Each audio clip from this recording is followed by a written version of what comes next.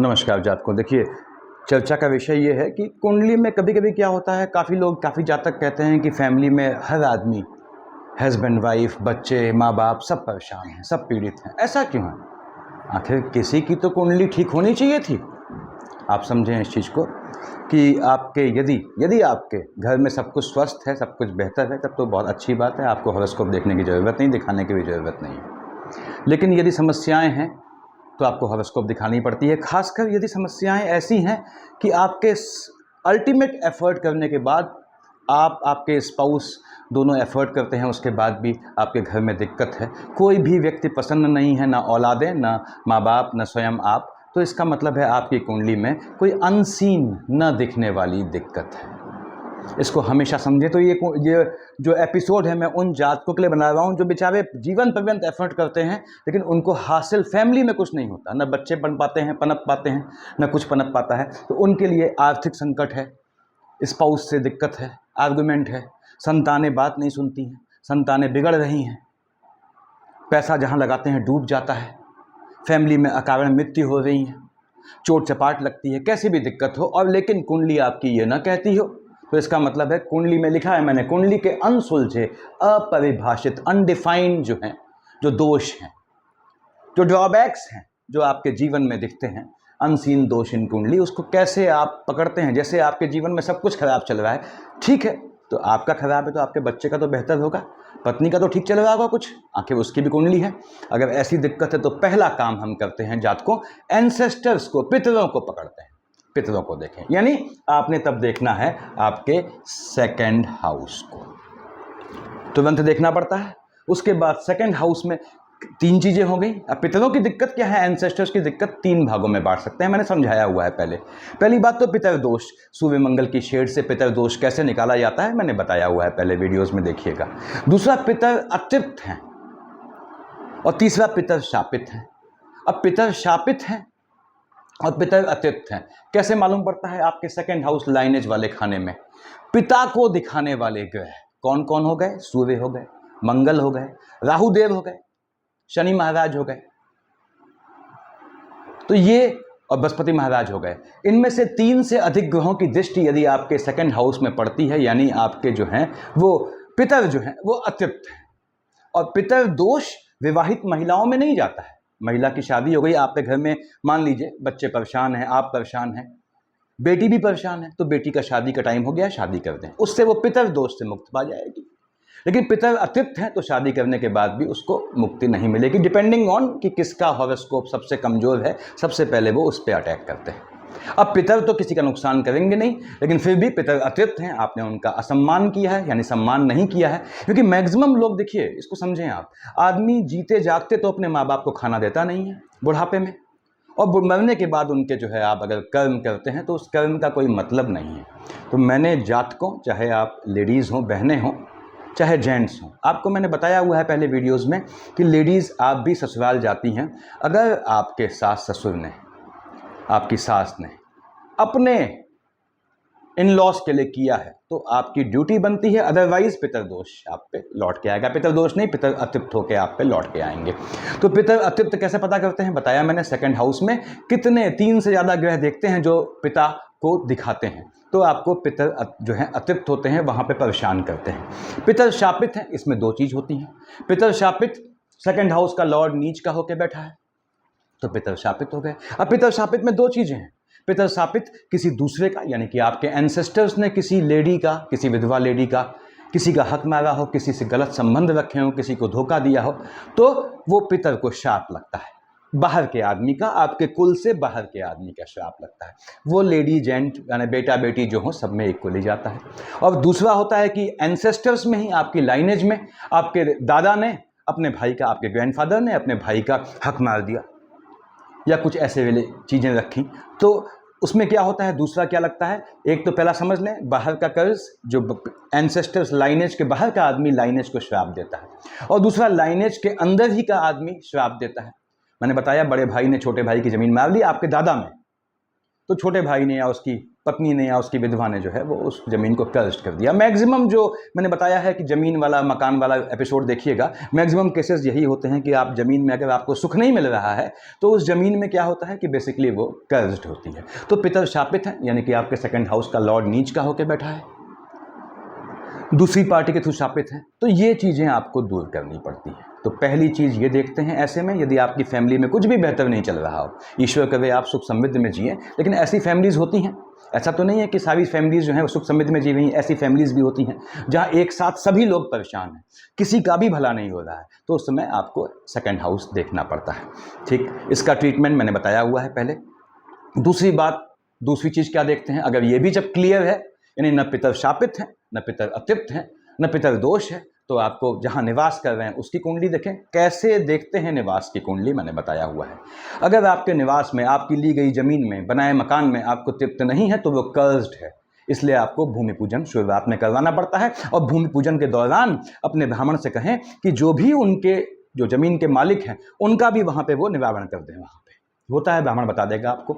तो दूसरी चीज़ देखते हैं कि निवास की कुंडली क्या है। अगर दिक्कतें नहीं जा रही हैं, फैमिली में सब परेशान है तो, या असामयिक मृत्यु हो रही है तो। तीसरी चीज़ देखते हैं कुल देवता। अगर निवास की भी कुंडली बढ़िया है, ये तब देखेंगे जब आपको जो है स्टेप वाइज आप डायग्नोस नहीं कर पा रहे हैं, या जानकार लोग आपकी कुंडली में डायग्नोस नहीं कर पा रहे हैं ये दिक्कत क्या है, कुल देवता को देखेंगे। अब कुल देवता आपके जो हैं, जो भी हैं, या इष्ट देवता वो अप्रसन्न है, वो भी शांत करना पड़ता है उनको। अब कुल देवता को शांत करने के लिए ऐसा नहीं कि आप चले गए मटकते हुए आपने पूजा कर ली उसकी ना। कुल देवता को शांत करने के लिए आपकी लाइनेज में जितने आपके समकक्ष होंगे सबको आप इनवाइट करेंगे, तब करेंगे, याद रखिएगा, अदरवाइज उसका भी आपको दोष लगेगा। कुल देवताओं में बड़ी भ्रांति है, लोगों के कुल देवता हैं या इष्ट देवता हैं तो वहाँ लोग कमिटमेंट करते हैं कि मैं वहाँ पर बलि दूंगा, ठीक है। अब काफ़ी लोगों का मानना है, विद्वानों का, कि हिंदू देवी देवताओं को तो मीट भक्षण से, मांस भक्षण से मतलब ही नहीं है देखा जाए तो बिल्कुल सही बात है, इसमें कोई डाउट नहीं है। लेकिन वो जो कुल देवताओं को जो बलि दी जाती है, मैंने पहले समझाया है जात को, यदि आपने कमिटमेंट किया है तो उसको पूरा कीजिएगा। मैंने बहुत से ऐसे केस देख लिए जहाँ पे लोगों ने कमिटमेंट किया अपनी फैमिली के साथ कि मैं बलि दूंगा, जब बलि देने गए तो उनके भाई बंधुओं ने आपत्ति कर दी और अल्टीमेटली उनकी फैमिली चली गई। भाई बहन तो जिंदा हैं सुकून से, राय देके, एडवाइस देके। तो पहली बात तो यह है, कुल देवता और इष्ट देवता का नियम समझ लें। कमिटमेंट इज कमिटमेंट, कमिटमेंट कर दिया तो आपने करना है, चाहे हंस के करें, चाहे रो के करें, चाहे जमाने से आपको लड़ना पड़े। दूसरी बात, जो बलि देते हैं आप कहीं भी, इष्ट देवता, कुल देवता, किसी के यहाँ, चाहे भैरव महाराज के यहाँ बलि देते हैं, कहीं बलि देते हैं, वो बलि का सेवन वो नहीं कर रहे हैं, इसको समझ लें आप। वो उसका सेवन कौन करते हैं, उनके गण करते हैं। और मैंने पहले भी बताया हुआ है कि आपको सीएम से मिलना हो तो सीधे चले जाएंगे आप सीएम के ऑफिस में, तो मिलना है उनके जो है पूरे एक प्रोटोकॉल को फॉलो करते हुए जाएंगे। तो उस प्रोटोकॉल में क्या होता है, कुल देवताओं के, या कह लीजिए इष्ट देवताओं के गण होते हैं बाहर। अब वो गण की इच्छा है कि वो आपको मिलने देंगे नहीं मिलने देंगे, आपकी इच्छा, आपकी ख्वाहिश, आपका निवेदन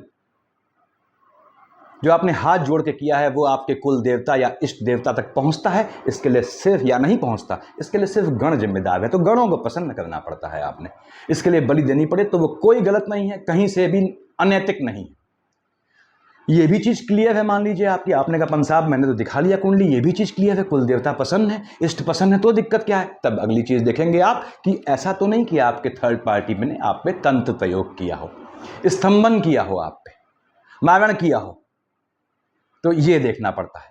अब स्तंभन मारण, कुल देवता बताया मैंने, कुल देवता को देखना है आपके, समझ लें आप इस चीज़ को कि आपको सेकंड हाउस को देखेंगे, 12th हाउस को देखेंगे। निवास की कुंडली कैसे देखी जाती है मैंने बताया हुआ है। अब तंत्र प्रयोग हुआ है, स्तंभन हुआ है आपके, तो आप लग्न पे देखेंगे, आपका लग्न कितना वीक है उस समय जब से आपको समस्याएं आ रही हैं, और क्या 12th हाउस का, अष्टम का और सेकंड हाउस का कोई कॉम्बिनेशन इनके मालिक का बनता है। अगर बनता है तो आपको जात को उस तंत्र प्रयोग जो स्तंभन किया है उसकी काट करनी पड़ती है।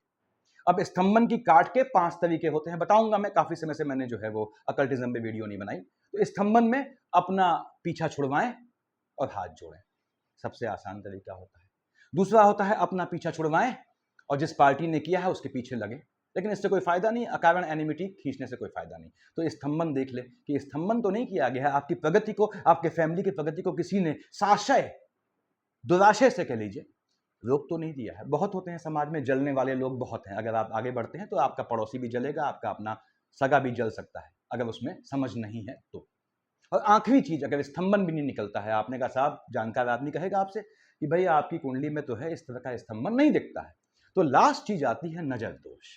अब नज़र दोष में मैंने बताया आपको, इससे पहले डाला था वीडियो, कि जो फ्लक्चुएटिंग मार्केश होता है, कंडीशनल मार्केश होता है, उसको देखना पड़ता है नज़र दोष के लिए। तो ये देखना पड़ता है कि किसी की नज़र तो नहीं लग गई। लेकिन नज़र दोष का एक नियम होता है, इसको याद रखें, वो हमेशा फैमिली के सीनियर मेंबर पे लगती है। नज़र दोष का लगता है तो सीनियर मेंबर की हॉरोस्कोप दिखवाएं, उसको जो है झड़वाएं या फिर उसको शांत करवाएं, जानकार आदमी आपको मिल जाएंगे। तो ये दिक्कतें हैं, यदि आप अपनी फैमिली में पूरी मेहनत करने के बाद भी, सब कुछ करने के बाद भी आपको ना कुछ मिल रहा है, ना आपके स्पाउस को मिल रहा है, ना फैमिली में सुकून है, जीवन नरक हो गया है, सारे प्रयास के बाद संतानें तक नहीं बन पा रही हैं। संतानों की तो अपनी कुंडली है, उनकी क्या दिक्कत है, उनको तो बनना चाहिए। क्या ये संभव है एक फैमिली में 5 लोग हैं, पांचों की कुंडली का नाश पिटा हो? ऐसा नहीं हो सकता।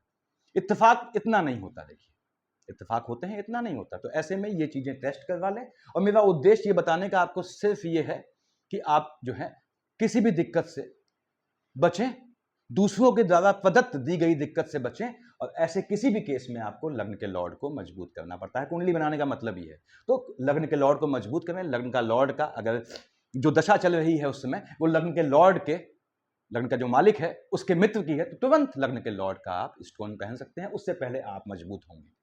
फिर आपने सेकंड हाउस का ख्याल रखना है, फिर आपने अष्टम का ख्याल रखना है, ये भी तंत्र प्रयोग दिखाता है, फिर आपने 12th हाउस का ध्यान रखना है।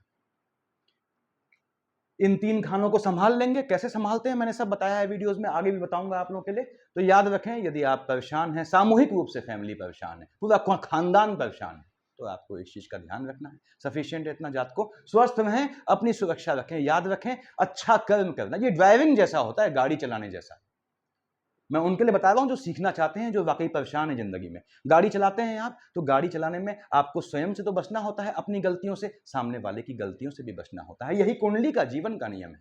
आप जीवन में आगे बढ़ रहे हैं, पैसा कमा रहे हैं, धन संपत्ति कमा रहे हैं, सुकून से हैं, तो याद रखिए आपका सबसे करीबी जो होता है, ऐसा ना हो वो आप पे नजर लगाए, या वो आप पे स्तंभन करे, या उसकी दृष्टि दोष आपको लग जाए। तो इसके लिए क्या करना होता है बताया मैंने, लग्न को मजबूत करना होता है। सफिशिएंट है इतना। Thank you.